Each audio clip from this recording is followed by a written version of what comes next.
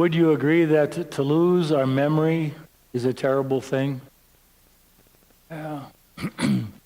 I'm not talking about the kind of losing of memory, the kind of forgetting that just kind of happens every day. Like you forget the word you're going to say and somebody supplies it for you. It's a simple word, but you just can't remember it. Or like you go into a room to get something, you get there, you don't know what you went in there for. Or you forget somebody's name, even somebody you know well. It's like, my mother used to do that when I get in trouble. She'd go down the list and come up with my name. It's like, but I'm not talking about just that kind. That's kind of aggravating. It's kind of a nuisance. But I'm talking about the forgetting, which comes with some forms of dementia and Alzheimer's. It's like we forget who we are and who we belong to. Who are the people that we love and the people who love us. We don't know why we're here and what we're doing. This past week I went to anoint someone who just went in hospice. She has Alzheimer's and her sister was there and asked that I come to anoint her, and so I was patient. We'll just call her Rose, whatever her name was. And so I talking to Rose a little bit, and then you could just see her eyes kind of searching like, who am I? Where am I? Who are you? And her sister was there, and her sister said something, and then Rose says, you sound just like my sister. And her sister says, well, that's because I am. And you could just tell she didn't know who she was or why. That's a terrible loss, to lose our memory like that. But we can also lose our memory. We can also forget in other ways, which are just all too common, and they're at least sad, if not more. And that is that when we're with one another, we forget about who it is that we're with. Or we forget about what we're doing. Like we've heard all this stuff in the past number of weeks, months, about all the deaths that come from trafficking because people are texting and they're forgetting that they're supposed to drive. Or we can be sitting together with other people, and I've seen this happen, where they're sitting there texting somebody else, and it's like, well, what about the people that are right there in the room? Or maybe you've seen the phone ring at the table, restaurant or at home, and they answer it. Now, most of us don't get emergency phone calls very often. How about we just turn those phones off? Let's not forget about the people who are with, to be present to the people in whose presence we are. There's that kind of forgetting that goes on. We forget who we are and who we belong to. And what Jesus says in the gospel today all the more emphasizes the need to remember and to pay attention. Because when he is establishing the Eucharist, as Paul relates it, he says, this is my body. Do this in remembrance of me. Remember. This is my blood. Do this in remembrance of me. Make it a member of you again. Call it to mind and call it to heart. Do this in remembrance of me. And memory is important. Otherwise, why do we have Memorial Day? What does Memorial Day do? Well, I hope that it's just not another 3-day weekend. I hope that it reminds us of who we are as a country, who we are called to be as a country, and to kind of take stock of where we are. Is this the best of who we are right now? If not, how can we get there?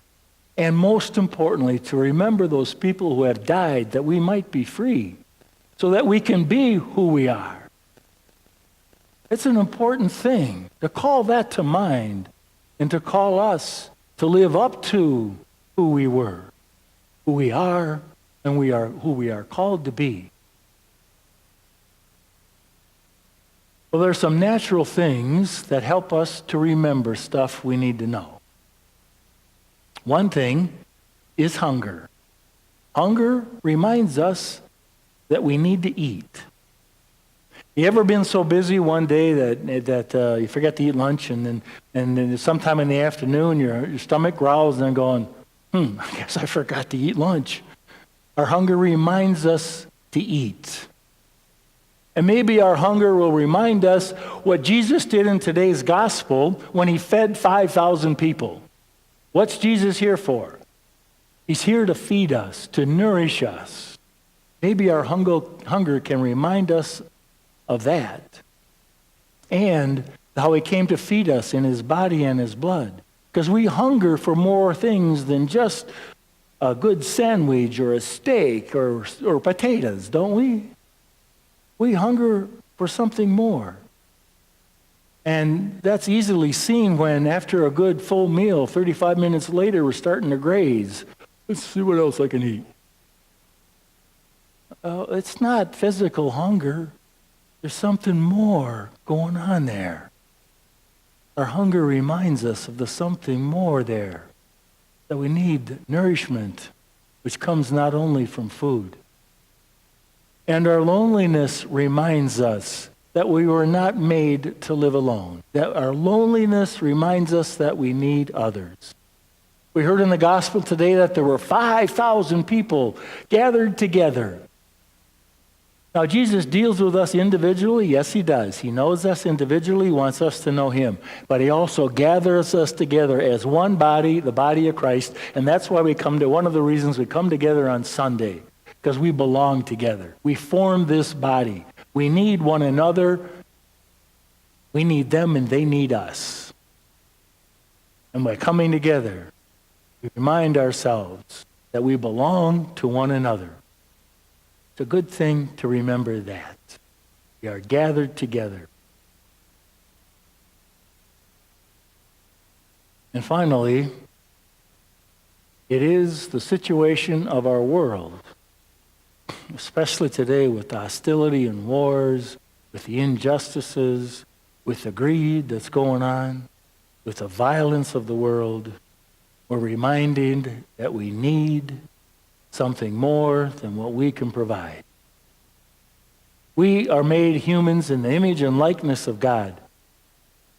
So that's all good. And we also have a tendency towards evil. Would you agree with that? There's a weakness within us that gives it. Sometimes we just give in to temptation to do what we know is not good, to do what we know is wrong. And gathering together reminds us that we need God. We need God in our lives. You know, it's I get a little, well, never mind what I get. I just kind of shake my head a little bit when somebody says, well, I'm spiritual, but I'm not religious. Really? Well, good, I'm glad you're spiritual. And how about the religious part? The religious part says that I know that I am not here alone. I know that I need God, and I know I need the God that is in other people. Because as I said, we are the body of Christ. And so we long for that something more, something that is beyond us. We long for God. So maybe that's why Jesus says, do this in remembrance of me. We need to remember that we're hungry and what really feeds us, that we're lonely, and that what we need of God and of others. We need to know of our own limitations and the mess that we could well be in and how we need God in our life. I read something this week that I think applies here. The author says, it is as though Jesus says, remember me and all that I have said and done in your presence. Remember my love. If at first some people don't understand, have them to remember the yearnings of their hearts. And I hope all of you will remember that I, in turn, love you so much that I am giving all I have, my very body and blood, for you. Do this in remembrance of me. Gather together. Hear the word. Receive the Eucharist. Do this in remembrance of me. And we will remember who we are and who we are called to be.